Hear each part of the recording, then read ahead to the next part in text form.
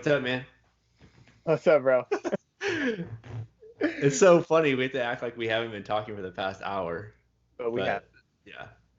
So, you've been really excited lately about your new spiritual director. So I wanted to talk with you about how how that's influenced you or how it's impacted your life. I mean, it's everything. I think spiritual direction is really key because, I always use like the analogy of sports. Like I was just talking with one of my buddies who's sort of getting back into the faith. And he's a college baseball pitcher actually, like me. And I was trying to explain to him. I was like, like if you really want to go pro in a sport, especially baseball, but same for even basketball, especially for basketball, you want to have like a personal coach. That's what it was for anybody who was serious about like being good at baseball in high school. For the most part, I had a personal coach. You had someone who was able to critique you, someone that sort of had this ideal for you. They know where they wanted to take you, and they were an expert in their field, and they took you there. And it's someone you trusted too. Like, oftentimes this would, like, having a personal coach could get you in trouble too when you're on a team, because you trust that personal coach so much that you're like, well, my personal coach is telling me that I should, have this particular stance, or my arm shouldn't be, it should be more like I don't know, a different angle or something like that. And yet you have these other coaches on the team that's trying to tell you, this, that, or the other, but it's someone you trust, someone that you're willing to sort of go to the mat for because you trust their expertise. So it's someone you trust, but it's also because you trust them, they can level like major critiques. They'd be like, yeah, I just don't like that. Like, yeah, it just looks ugly. It doesn't look natural, you know. And it's the same sort of thing with a spiritual director. I think it was St. Francis de Sales early on in my conversion, my reversion, like Scott, I was reading St. Francis de Sales, and I think he said something like, if you don't have a spiritual director, then you're basically like not taking the spiritual life seriously, something. And that always sort of stayed with me. Hmm. And so, it's hard finding a good spiritual director, Hmm. but once you find one, I mean, it's a treasure, and so it's someone you trust, someone you can open your heart to. I like, obviously, that it's a priest, because you can it could be your confessor, and stuff like that.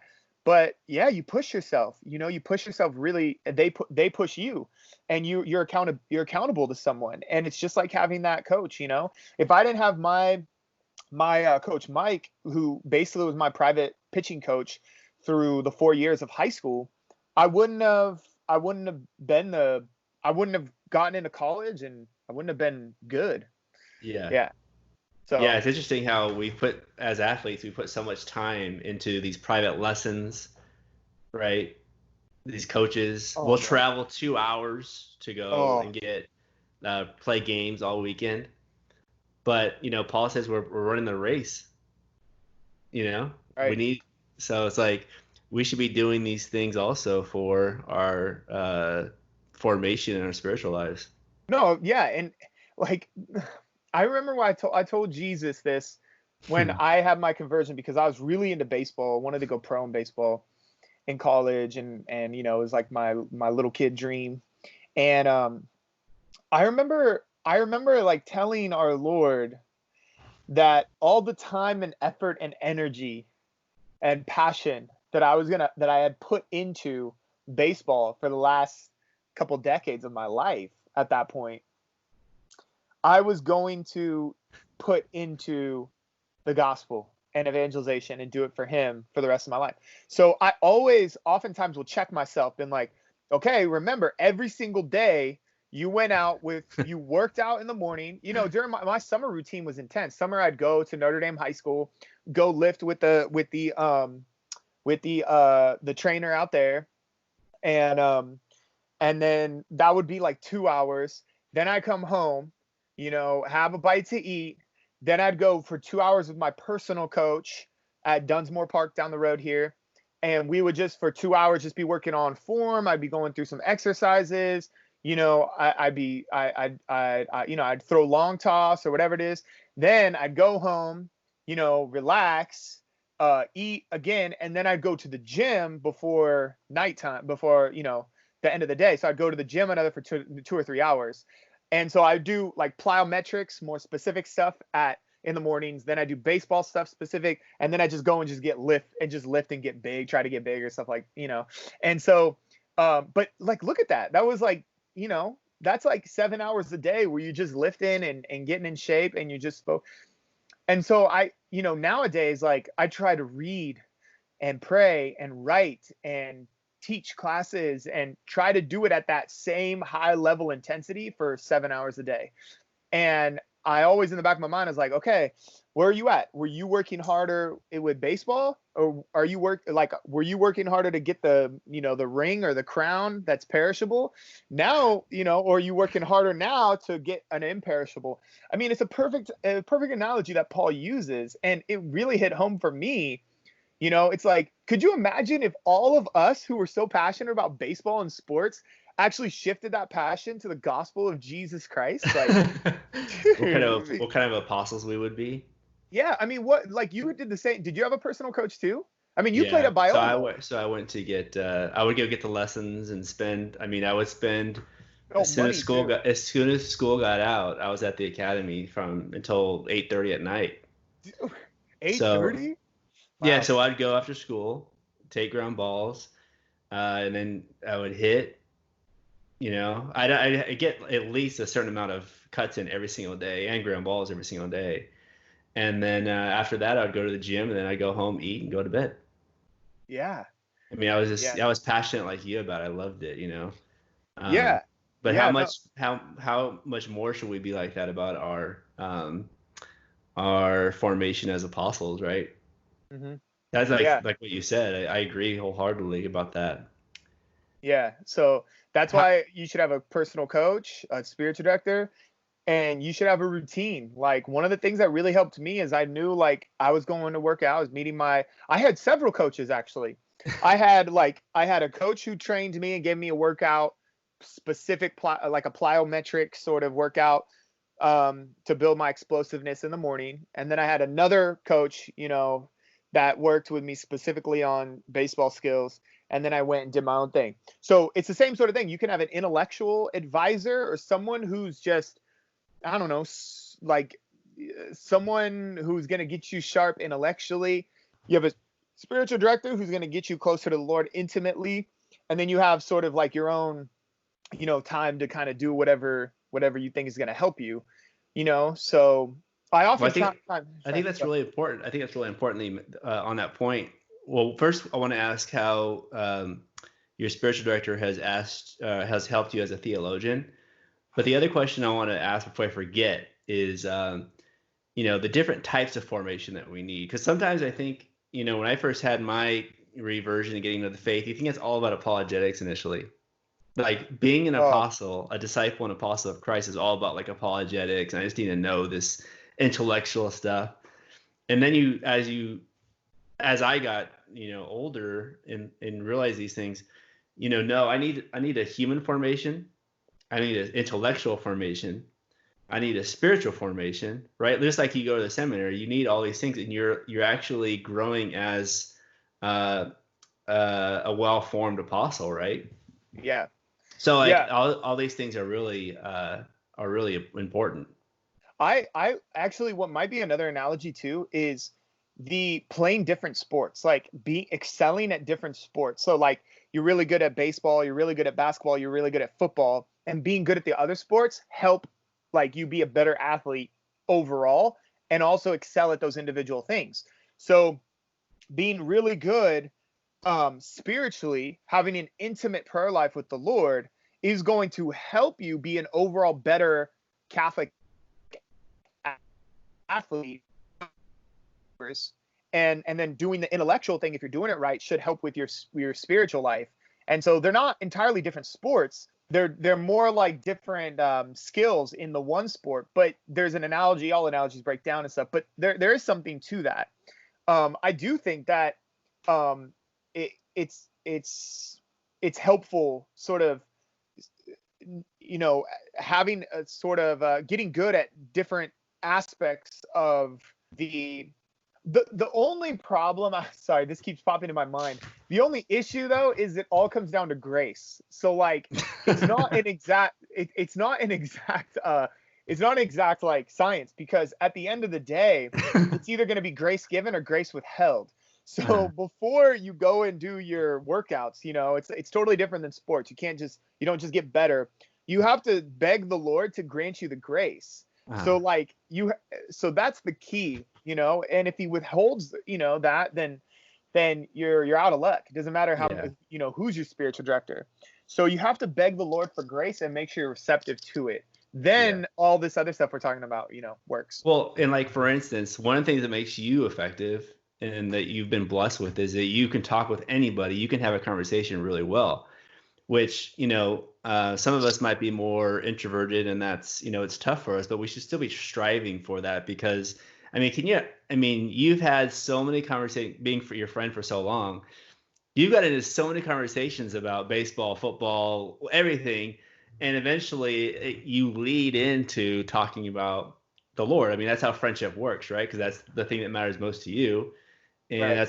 that's how friendship works. But like, it's so what's cool is, that he's going back to that human formation, is how to be human. You can talk about anything. You can talk about Jordan and Kobe and anything. And then you can just naturally, it's not awkward. You naturally get into talking about the gospel. Yeah. Yeah. And that's really important. Yeah. And it's all about passion, like what you're interested in. And like, I say this to people, what if it's all true? Like, what if Jesus really rose from the dead? What if it's all true? Like, if it's true, like, it's got to be your number one passion, right? Because it's the greatest thing ever. If it's not true, or you're having doubts, then it's not really going to be like your number one passion, Yeah. But it doesn't mean like it destroys all your other things that you like. Like, it just means that, like, I don't naturally like, hey, I'm going to take this conversation from Kobe to like, St. Paul's, 1 Corinthians 15 or something. It's just a passion. And so it's naturally going to lead to that. Like, like if you're talking to someone who really likes movies, like I have some friends like this, we'll be talking about some other stuff, and then it always drifts over to like talking about movies. And that's when like, your eyes glaze over because you don't care about movies. Yeah. I'm like, cool. Well, I'm just like not a movie buff, I can get into it, but I'm not a movie buff. So like, so, but the cool thing is I'll get into movies if whoever's talking to me about it is really passionate and has like a lot to say. I'll be like, cool. And, so passion is everything. I can tell it's their passion. They speak about it with passion, so yeah, easy to get. So how has your director helped you become a better theologian? Yeah, dude. So, I mean, this is where like Bonaventure and St. Thomas are like really clutch, because the question is, and I think you wanted to do a separate show on this, but the question is like, what is theology? What are we doing when we're doing theology? And what we're doing is we're trying to become holy. So I was talking with one of my buddies the other day, and Richard Decloux from Decloux's Views, and it's often said that Thomas didn't finish his Summa, but like I wonder if in a kind of weird way, like he really did, because the end of theology is mystical union with God. And many books have been written, I got a few here, like about recovering St. Thomas as like a Dominican, as a priest, and as a theologian, and therefore with all those things together, as someone who's doing theology at the service of holiness. And when Thomas sort of has that mystical vision of Jesus, and he looks at the stuff he's written, he's sort of closing off the book. He's saying that, all this stuff that I've written, I can see that. Is that the Summa right behind you? Mm-hmm. All that stuff that I've written is only at the service of this, mm-hmm. this mystical union with God. Mm-hmm. I don't know. Oftentimes I get the sense that, that was the end of the Summa. That was the end for which everything he was writing, he was demonstrating to his students that at the end of all of these books that I've written, part 1, part 2, and whatever, you have this goal. This is the goal. Seeing Christ crucified, And Bonaventure, that's where he begins. Bonaventure begins with the crucifix. He begins, all of his theology is imbued with this sense of mystical union with God. And anyways, so what that turns into is what my spiritual director is really doing with me is theology, and by helping me with my prayer life and by making sure I'm, holy, I'm both receptive to the word, but I'm also performing the end goal, which theology is all about, which is holiness. Mm-hmm. But that in turn then makes you a better theologian, because like Pope Benedict said, the saints are the ones who are the greatest theologians. I often use this analogy in class, and I tell my students, like, if we were doing a theology right, we would actually have, like, both the viewers might not know, but you and I both are kinesiology majors. Uh-huh. We had to take anatomy, human phys, and all that stuff. But you remember, you guys had at Biola, you guys had labs, right? Yeah. Like anatomy lab, human phys Uh-huh. lab, and stuff. Uh-huh. So like you go in the classroom, you learn the content, the origin and insertions of this ligament and yada yada yada, Mm-hmm. and then once or twice a week for 2 or 3 hours. I think we had our anatomy lab was like 3 hours once a week. And it was like on Mondays, I think, and whatever. And you go and you interact with the actual ligaments and the bones and the structures and everything. And then, you had a test. I remember we had like 6 rows of bones, and you had to go to the origin and insertion. And then you had to dissect like all these animals and so on and so forth. But that's the key. So you have, and science majors get this, because you go from learning the content at an intellectual level and then encountering it at a spiritual level. So I tell my students, like, if this was really, like, if we really wanted to do this right, we would have class on Monday, Wednesday, Friday, or Monday, whatever the schedule is, in the classroom. And then once a week, we all meet in adoration, and we have like a priest or someone holy lead us in intimate union with God, or we attend mass, and really we do have the laboratory of the saints, is the liturgy. And so why is that? Because you're interacting not with an animal and dissecting it, you're interacting with God, and he's dissecting you, but so that's the key. The laboratory of theology is the liturgy. It's prayer. And I think about like the relationship between theoretical physicists and experimental physicists, and the experimental physicists, they sort of create this high, what is that called, that hadron collider or whatever it's called, where they found the Higgs boson and stuff like that, and they create all these, we have the big telescopes out here in LA, and we have we have labs. We have JPL over here, Jet Propulsion Lab in Pasadena, and then you have these experimental physicists who go in and they gather all this data from interacting with the object that they're studying, and then the theoretical physicists sort of take that material, that data, and then they try to come up with a system or theories and stuff like that. And there's something to that. In theology, there is no here's the theoretical physicists and then here's the experimental the theoretical theologians and then the experimental theologians. It ought to be both. That in order for you to be a theoretical theologian, someone who has good theories, orthodox theories that illuminate the faith of the church, you have to be an experiment. You have to go and visit the Hadron Collider. You have to go and visit Hubble's telescope. You have to gather the data yourself in prayer and in the liturgy. And then with that data, put out orthodox, legit, awesome content and theories about God himself. And so the laboratory are the church's dogmas. It's the church in its formulation of the dogmatic. The data that we gather includes the dogmas of the church, the formulations that the councils have given to us and the popes have given to us, along with the liturgy. So there's the liturgical norm, there's the dogmatic norm. Wow, this is like totally 92 catechism stuff. It's like all dawning on me right now. Like, whoa.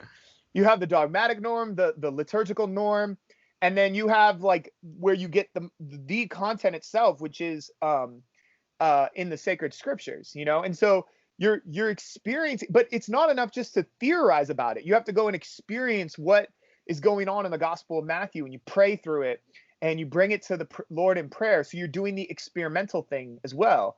You can't just do the head knowledge stuff. And so having this is a long road to get to the point I was trying to make. That's okay.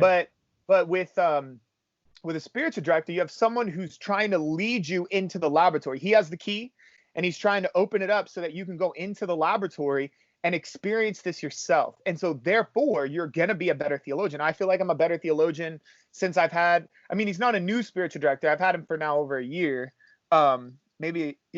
just over a year. And it's just amazing. You have someone that's helping you get into the laboratory to gather the data rather than just being I feel like I have a lab class now. I feel like I'm and my laboratory's getting bigger, and I'm having more room to add more, experiences and friendship with the Lord and stuff. So, and then have more insights. You probably have more insights than what Paul says, right? As well. Like when he says that what scripture is actually for. Oh, yeah. It's for that dissecting of yourself. Exactly. Yeah. And yeah, no, absolutely. There's all sorts of things that on the pages of scripture that sort of jump out, especially like Paul's like, I want to know nothing among you. I've wanted to know nothing among you other than Christ crucified, and you're like, okay, but what about the fulfillment of Genesis 3:15? He's like, well, he's not saying either or, but he's saying at the heart of it all is this experience of Christ crucified. Not just theoretical knowledge, how Christ fulfilled the prophecies, but I think he's really is talking about this intimate union, this Thomas Aquinas end of his life union with the crucified and risen Lord. Yeah, it's interesting because so many times you see one versus the other spiritual. So some people that just pray a lot, just care about praying a lot. And they're like, oh, well, we don't need all that intellectual stuff. And then you have on the other end a lot of people who just care about the intellectual stuff. And like, oh, well, we don't, I probably need that, but I'll do it here and there. Oftentimes you don't see them put together like what you're talking about, which is really the whole point, the whole goal, right? Yeah, and I think but if it's true that you need like a spiritual director, like if St. Francis de Sales is right, which I think he is, but it's also true of the intellectual life though. And if the spiritual direction is hard to find, so too is the intellectual direction. Because I think oftentimes Catholics are like, I meet them in my Bible studies and stuff. They're like, I don't know what books to read. Like what books to read. You don't have an intellectual advisor, someone who's giving you the key even to the classroom, let alone the laboratory. It's like, who's going to advise me? You and I are very blessed because I never had Bergsma, but I know what's up. But I had Hahn and Cyrilla and some of these really Shrek. And, you're at Franciscan where you and I went. It's like, man, we've had these awesome people give us these awesome insights.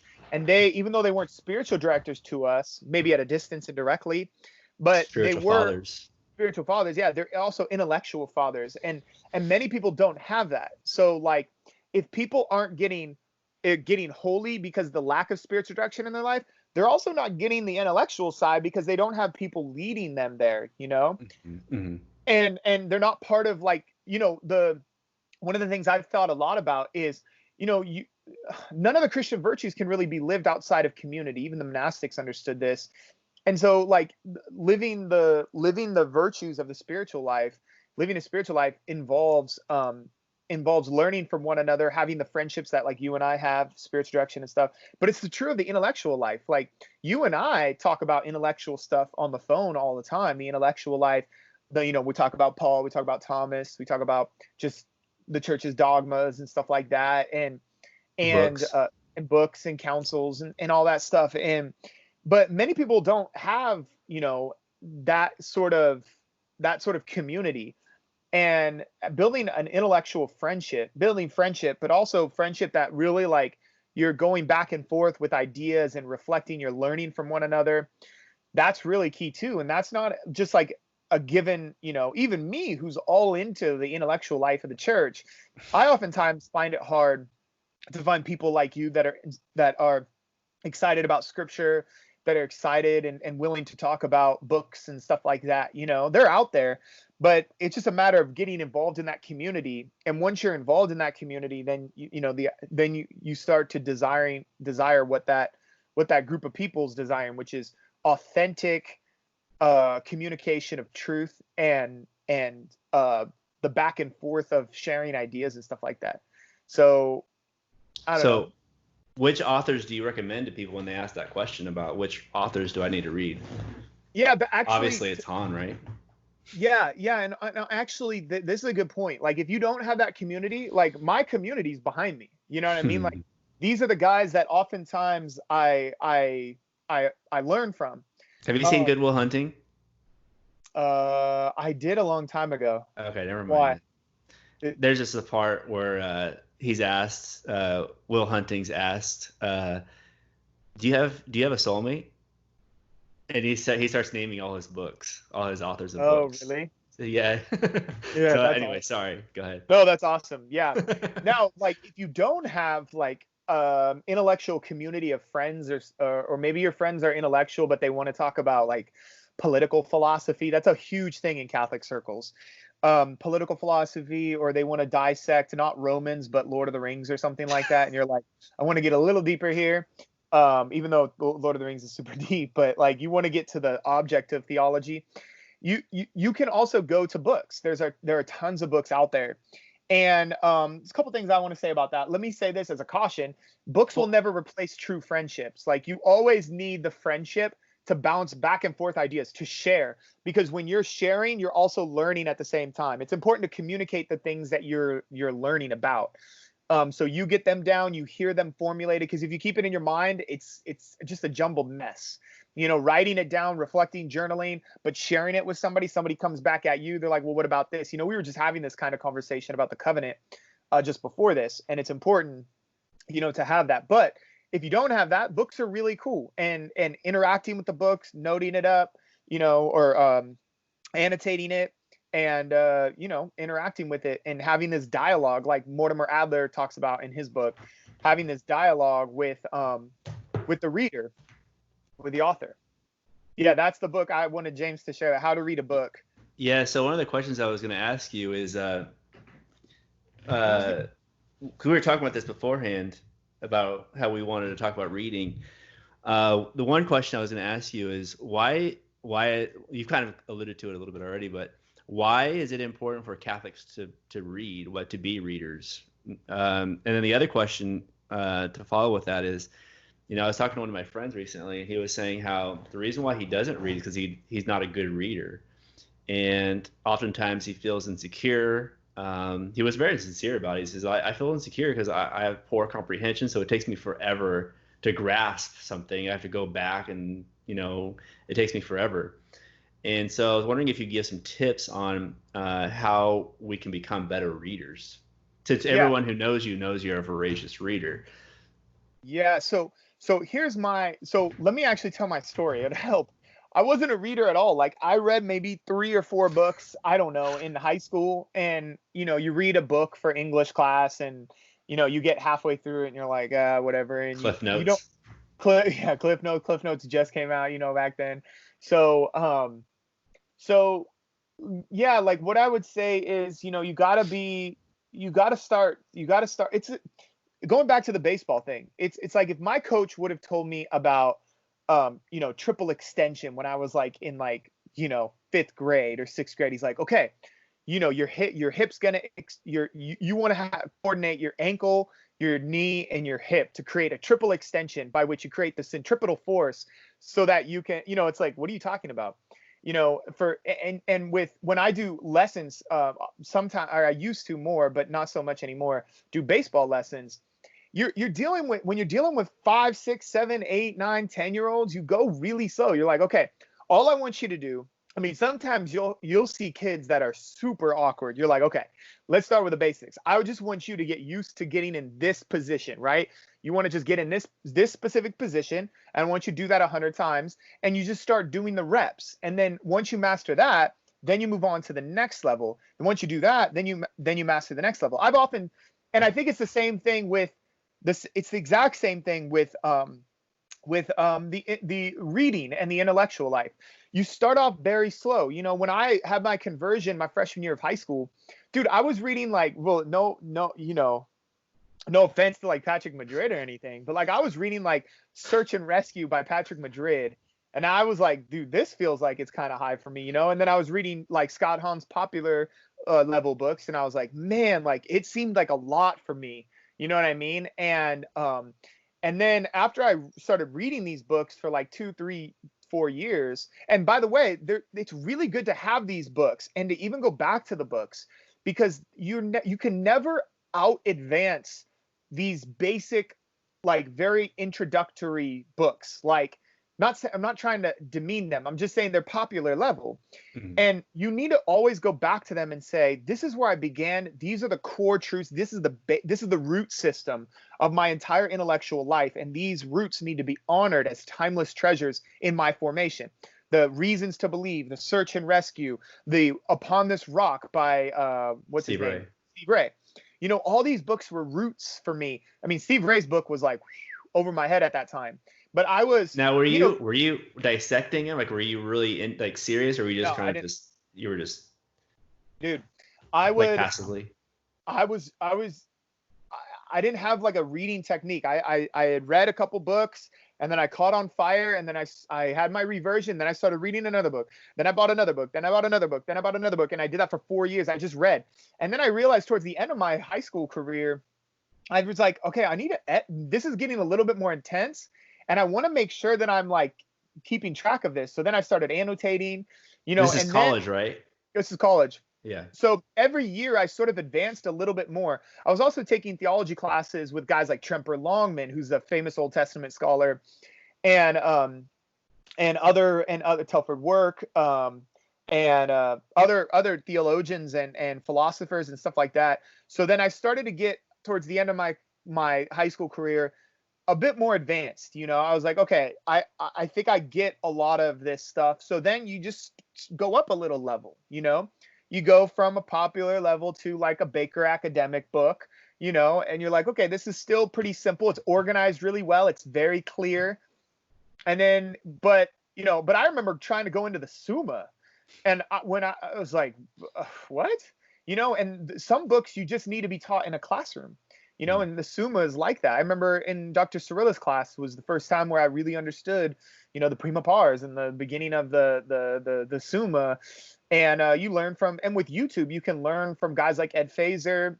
You have a lot of opportunities. The Thomistic Institute. The Thomistic Institute, yeah. And so it's not just books, but these videos and resources can help you advance maybe even faster than I did. But then, you know, these books tell a whole story like behind me and on my shelf, you know, that I look at them, you know, I was like, man, I remember reading that 10 years ago. I was just beginning, you know, and that's the key thing. It's not, you don't want to throw a really heavy book at yourself. You want to start slow and then you work your way up, and it might take years, you know. But what if someone doesn't have the natural inclination to want to read a book, though? Do you think they should just pick one that they find the most appealing, and then just kind of set some time out, just like 15 minutes, or what do you recommend? So I think that it's when you're going into a battle, you need to prepare. Like when you go into Friday Night Lights, high school football, you got your routine, right? You get your ankles taped, like. You got your time to go breathe, listen to music, get prepared. You know what your responsibilities are in special teams. You create this environment around yourself in which you're preparing to go into and on the battlefield to go and win this game or whatever. It's the same. See, I take that same approach to when I'm reading. So when I'm reading, I want to know, I'm praying, preparing. I have my highlighter in my hand. I have my pencil in my hand. It's all there. I don't want to interrupt. And you even like, I think having the right chair length, like you don't want to, it sounds weird, but it's game time, baby. Like if you have a chair that sits too high, you're going to be leaning over too much and your back's going to fatigue. And so you're only going to get to 10. If you work out, you're only going to get to, if you work out intensely, 15 minutes. Okay. If you're really out of shape and you have a high chair when you're trying to read, you're going to be gone in like 7 minutes. So you need to have a shorter chair, a chair that like sort of puts your chest right where like the table is. It's crazy, but then you're able to rest your arms there and you're able to look in. It depends also, you need to check where your vision is at. So like if you have bad vision, it's even better to have that high, and then you create this environment. You're like, okay, I'm going to tackle this text. It's not a nonchalant thing. We're talking about the intellectual life here. So you need to be prepared, and then you need to have peace and quiet. If you can't find peace and quiet, get these things right here. Hold on one sec. So these bad boys are what I shoot my gun with, but I wear these all the time. It's gonna sound funny, but if you're in a space where I'm in a space, I have my library, but I got 4 little critters running around, and they're coming in and out, and they're screaming. But these things, like you can barely hear a gun. You can barely hear a gunshot, with these things when I'm at the range. So, I mean, if I hear a kid throw something up against the wall, like I'm not even going to flinch. So like these are all techniques I've learned over the years, and they kind of sound silly, but I think they help, making sure you have the right chair length. That is this is awesome though, because everyone knows. I mean, I remember when we met at Franciscan, you came up in conversation with somebody, and they had just went to your apartment and they saw all your books and like, wow, Chris is well read. That's one thing they said about you. So it really is helpful to hear what it is you do. I mean, it's important. It's helpful, and all those little things have made you the reader that you are. So yeah. When did you start to see it seriously though? Because you went from search and rescue to like probably the Rome Sweet Home or Lamb's Supper. Like, but when did you start to get more serious like that about reading? So I guess it was just, I was on the podcast. What's it called? What's that podcast? The theism podcast or classical theism podcast with John DeRosso. And he was like, so, how he's like, how'd you get interested, into in the Bible? And I was like, I'm just interested in Jesus, And I think that the simple answer is, if you're interested in Jesus and you're passionate about it, you're going to want to learn as much as you can about why Jesus said the things that he said, why he did the things that he did, why the church taught teaches the things that it teaches, and stuff like that.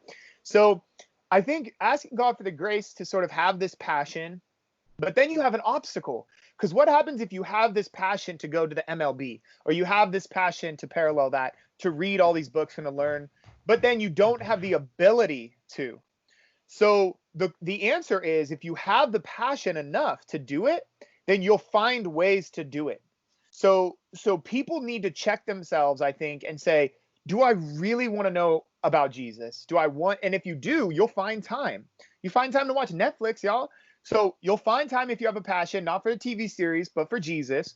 So if you're serious about it, you'll find ways. You'll find headphones to use. You'll be like, for me, it's like, I learned early on, it's like, okay, this chair is too high. My back is fatiguing. I'm going to get a shorter chair so I don't fatigue, so I can stay here and concentrate more. I'm going to throw these headphones on. I'm going to have my notes so I'll make sure I don't miss anything. You sort of find ways. It's exactly like, I want to go to the MLB, but I'm throwing 75 miles an hour. Okay. And unless I'm Tim Wakefield, bro, like, I'm not going to be throwing no knuckleballs. So I need to figure out like how to get my speed up, and then you're like, okay, I need to get a private coach. Okay, I need a lift because I'm a scrawny little kid. Okay, I need to, you figure out, because you're passionate about it, you figure out ways to be successful and to get better. And now it doesn't work for it. It's an art. Like, the intellectual life is an art. So you also need to rest your mind. You also need time. Like, say you have trouble just sitting down. This is another issue. If you have trouble sitting down, then then walk, then you need to walk. You need to walk. You pace, just pace. Pacing, go walk in a circle, go in your backyard or your front yard, put things like in the middle, stack everything towards the middle and just circle like the Circus Maximus. You just circle, and while you're reading. But what happens if you have white pages and not cream pages and the sun's glaring down on it? You got to get sunglasses and a hat.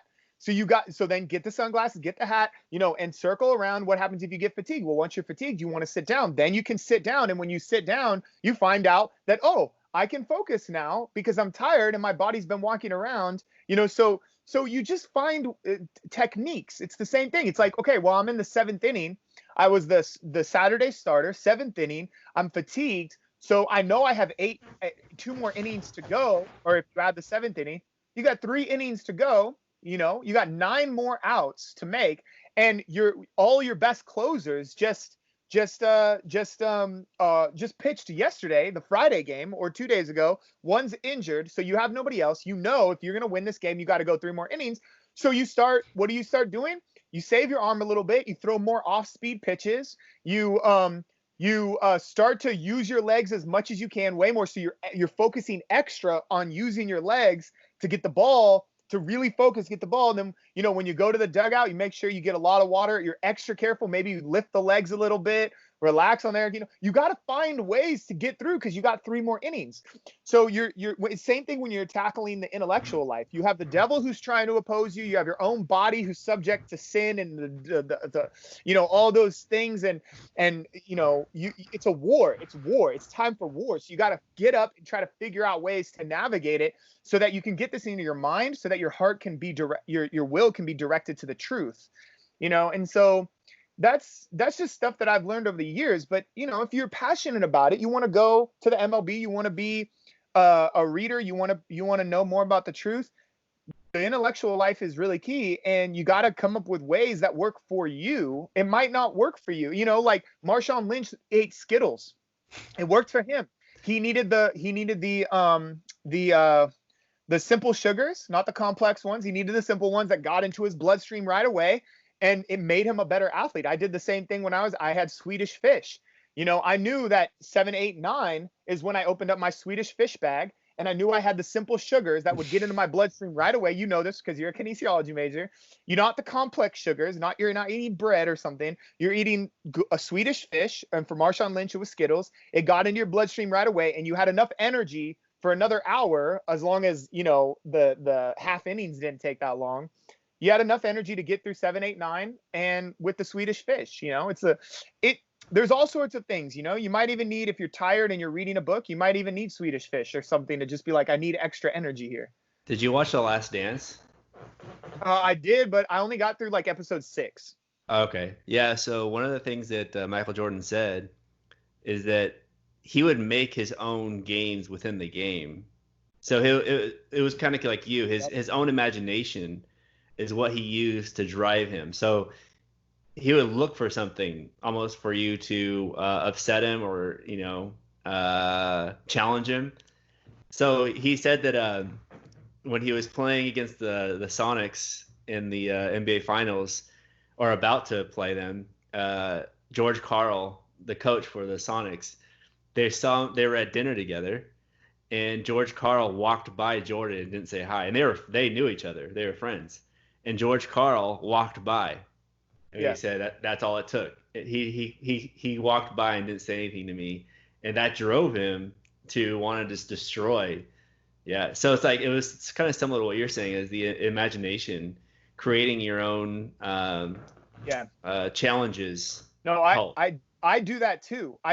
Like when I'm not just the intellectual life, but just in terms of just my apostolate. And it's like, if I'm running low on energy, I'll think of like World War II.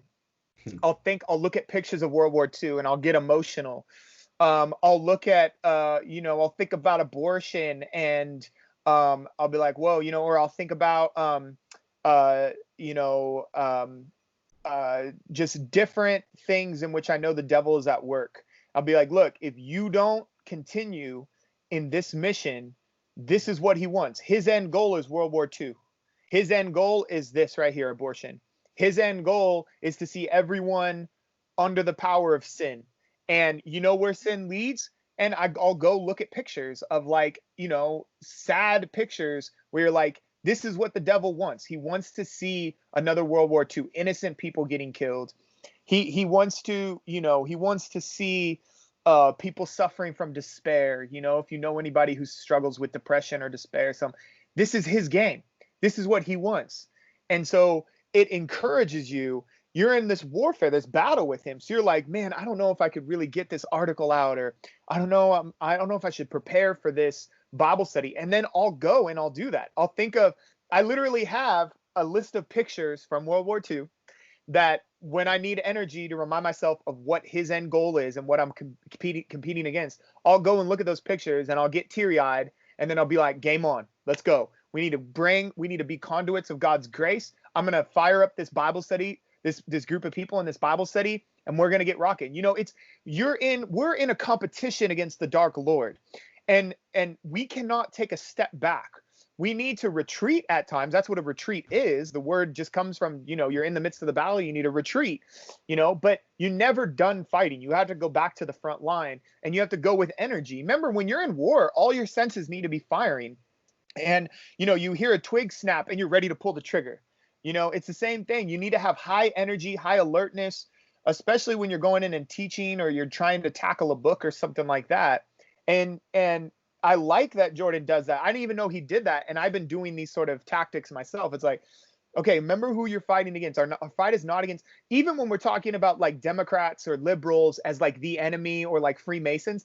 I don't like thinking like that, actually, because they're victims of the dark Lord. They themselves are victims. They're enslaved to him. So what I'll often say to myself is, no, he wants me to think like this, but I'm going to battle him on a different level.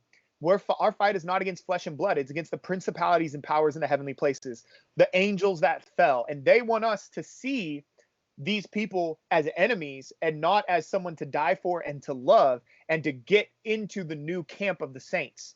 So I know what he's trying to do, and you try to counteract it. You'd be like, no, I know. When you see him as the competition, the sort of the one you're fighting against, it's easy to say, yeah, I know that they're evil in their ways, but these are people that are subject to him, and I'm trying to rescue them. I'm not just trying to, just see them as enemies and stuff.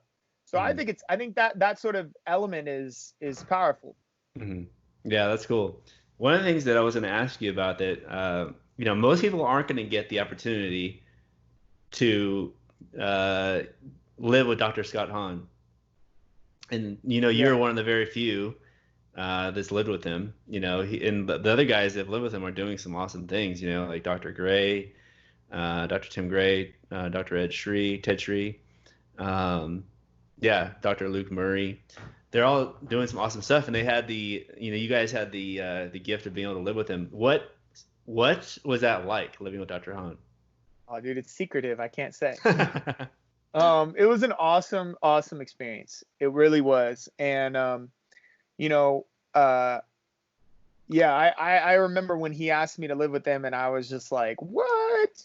Like, I've just been reading your books for like 4 years. Like, I came all the way to Ohio to study under you, and now you're asking me to live with you, and I haven't even taken one of your classes. And it was awesome. It was a good experience. I lived with him over a year.